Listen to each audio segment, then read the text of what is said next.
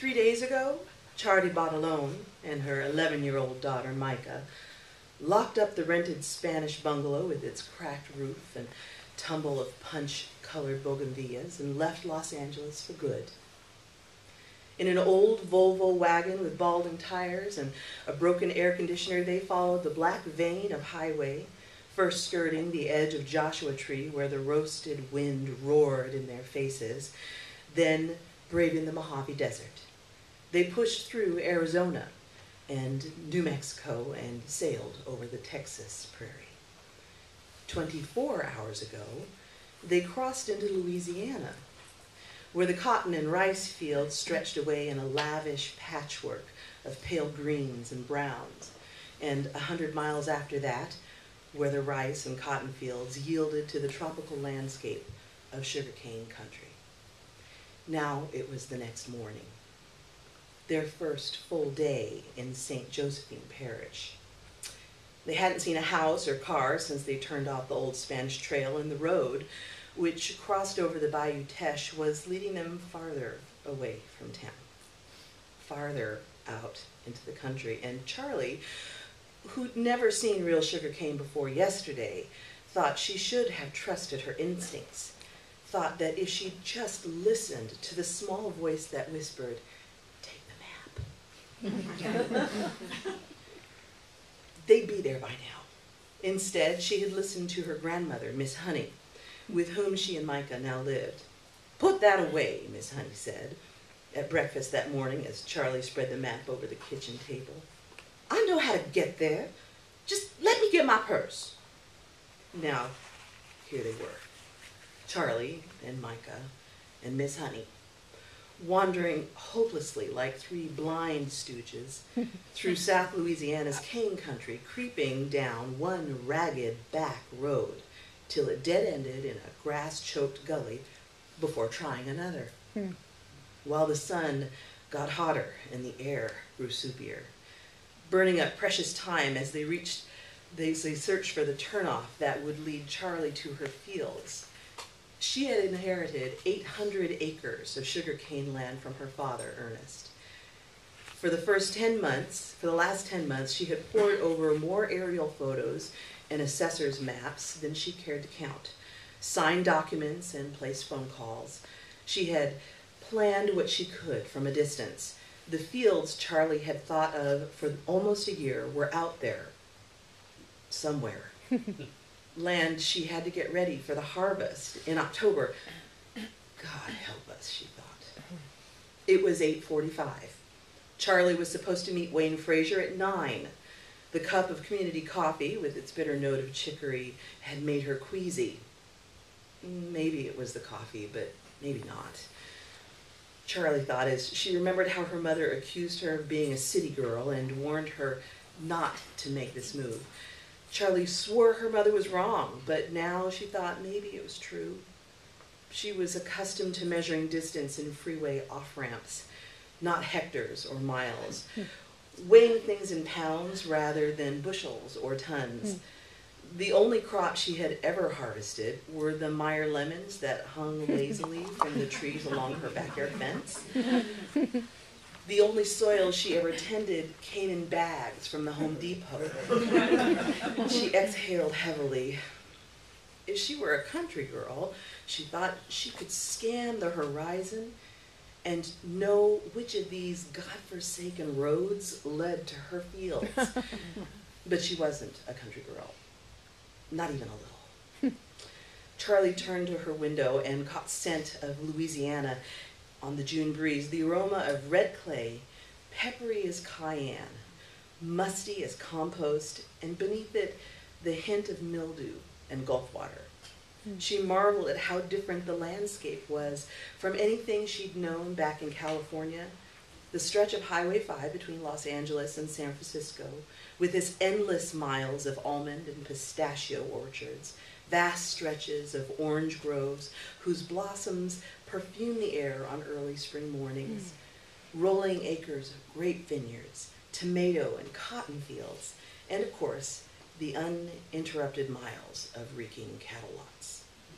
All of it with the spiny silhouette of Sierra Nevada like a promise along the horizon. Charlie imagined Los Angeles with its traffic and smog and restless sprawl, and beyond it, the never-ending coastline and immeasurable Pacific, ridiculously beautiful in the honeyed light of a Southern California afternoon. Now, the vast Pacific had been replaced by an ocean of sugarcane, waist-high stalks and slender emerald green leaves with toiled soil between them. Cane as far as her eyes could see. Charlie glanced at Miss Honey, dressed in a buttered yellow polyester dress, belted high on her waist, ginger stockings rolled like donuts around her ankles, and white orthopedic sandals. She sat in the passenger seat, clutching her white leather purse. Charlie wanted to ask if they were getting close, but remembered how yesterday Miss Honey scolded her for arriving 3 hours late. "Well, it's about time. You said noon," Miss Honey had said, standing on the top porch step. "I started to think y'all had changed your minds."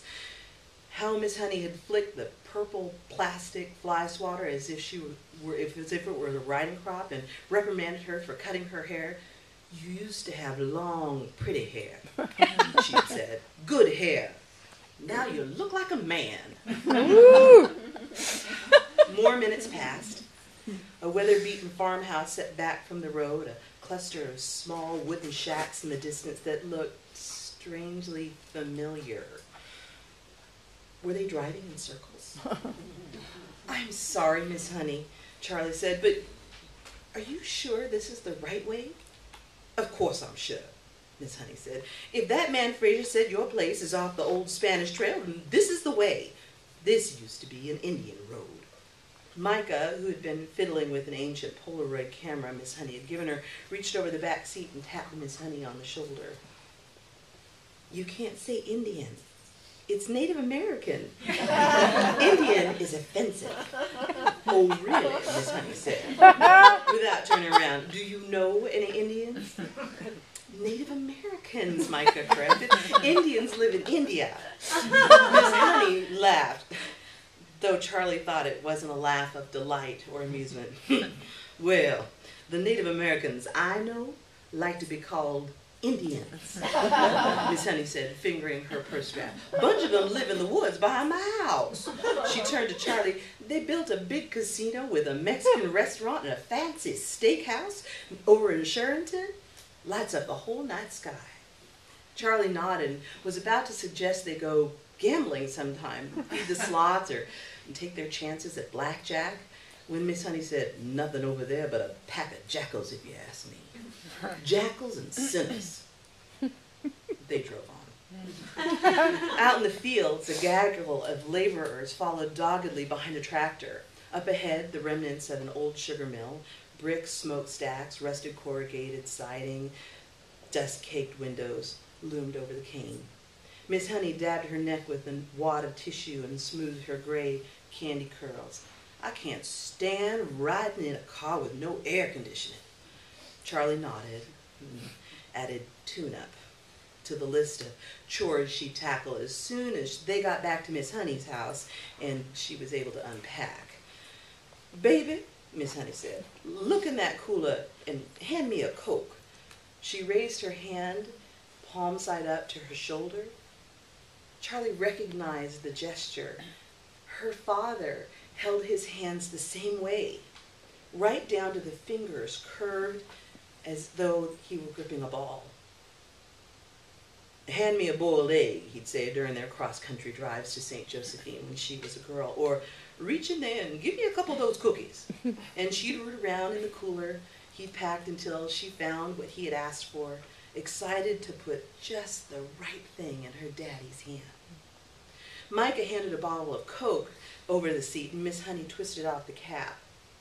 She drew a small square packet from her purse, tore it open, and poured the contents, a tablespoon of powder the color and consistency of cornstarch, into the bottle.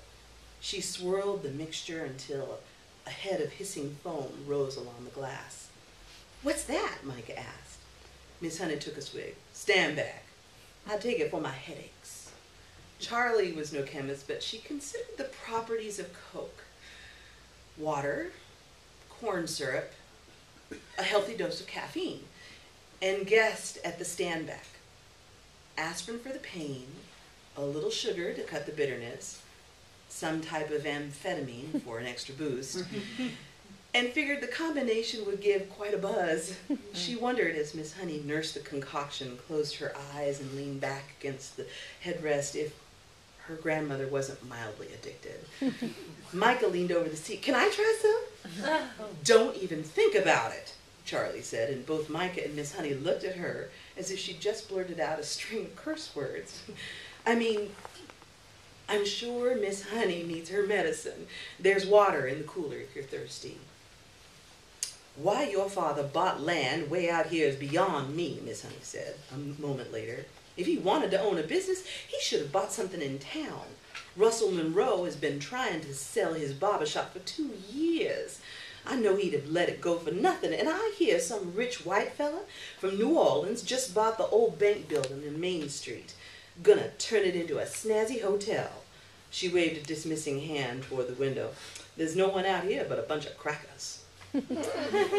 Charlie felt the shirt clinging wetly to the knobs of her spine and debated whether to tell Miss Honey how yesterday, soon after they had crossed into the parish, she saw another car, a pickup, approaching fast in her rearview mirror. It rode her bumper, then slid parallel.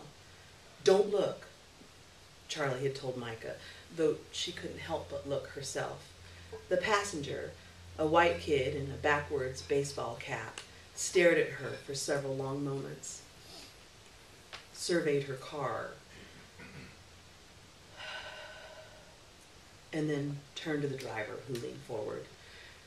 Charlie turned her gaze back to the road, but the driver kept pace with her, even though he was driving in the opposite lane. She held her breath. Her hands shook. Finally, the pickup pulled ahead, glided in front of her, and for what felt like forever, she couldn't see anything but the lettering on the tailgate, the silhouettes of 2 naked ladies on the mudflaps. She eased her foot on the brake and fell back. The truck gunned its motor, and seconds later, it was gone, the glow of the brake's lights disappearing as it rounded the curve. Were they in danger? Who could say, but for a moment, Charlie wondered what her father had been thinking to leave her a sugar cane farm in South Bumfuck, Louisiana. "You never know why people do what they do," Charlie said now, speaking louder so Micah could hear. "You just have to assume they're doing their best." And then she repeated the lines she'd been saying for the last 10 months, the lines that had become her mantra. "I think this move will be good for us. An adventure, a fresh start." Charlie wasn't just saying that for Micah's sake. She was saying it for her own, because the truth was, she needed this farm. It was the opportunity she'd been hoping for. Until now, her life hadn't gone the way she'd planned. She loved her job teaching art to inner-city kids, but it barely paid the bills or ate into the mountain of grad school loans. She drove a car that should have been scrapped for parts and lived in a house she'd never owned. She was 34 and widowed and may just have been a terrible mother. She needed this farm, wherever it was. She needed a second chance.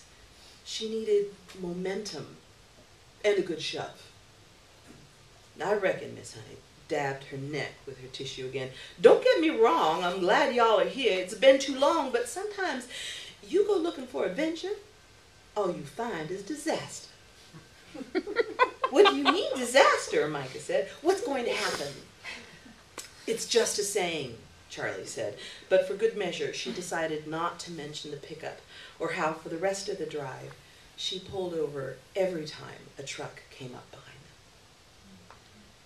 The paved road they'd been following led to a dirt path, a generous way to describe the strip of trampled ground deeply rutted with tread marks and grass growing up between. A wooden stake with the carved letter L leaned to one side. Charlie felt a rush of excitement, a warm tingling that spread over her arms and down her spine, causing her to feel a little lightheaded. This is it. Dust billowed behind the Volvo until the path ended at a bank of trees. Woods stood tall and impassable to the left, but up ahead, to the right, sprawled open space. Charlie's heart raced as she imagined what was out there.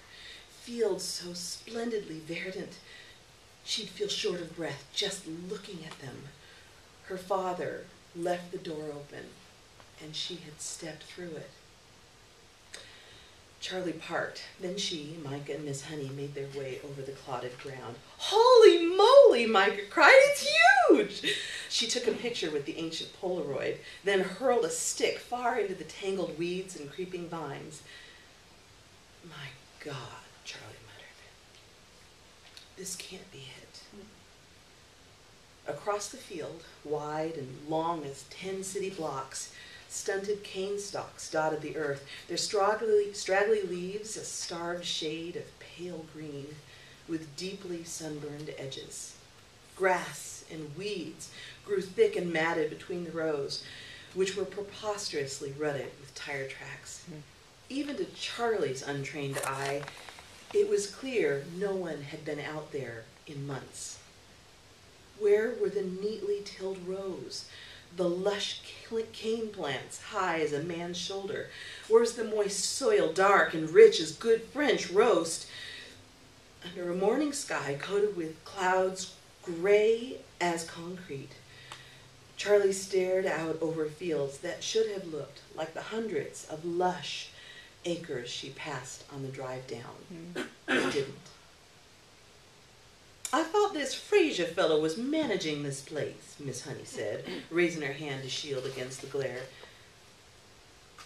"He was." Charlie twisted her wedding ring absent-mindedly. "Last time we talked, he said something about replacing a tractor belt. Well, I'd say he's got some explaining to do."